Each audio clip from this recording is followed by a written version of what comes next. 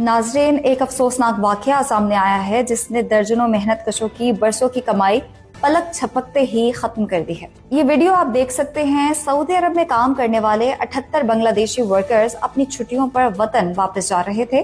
वो Ethiopian airlines की flight से सफर कर रहे थे जो इथोपिया में ट्रांजिट के बाद ढाका पहुंचती है। लेकिन असल सदमा तब हुआ जब ये तमाम मुसाफिर बांग्लादेश के एयरपोर्ट पर अपने सामान के इंतजार में खड़े थे। मुसाफिरों ने देखा कि उनके तकरीबन तमाम सूटकेस तोड़ दिए गए हैं, ताले तब्दील हैं और अंदर मौजूद कीमती सामान भी गायब है।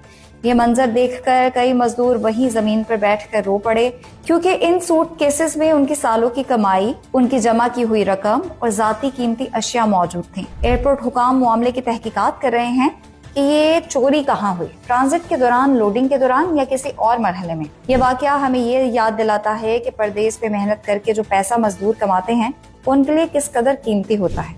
सालों की मेहनत चंद लम्हों में लुट जाए तो उसका सदमा बयान करना आसान नहीं हो।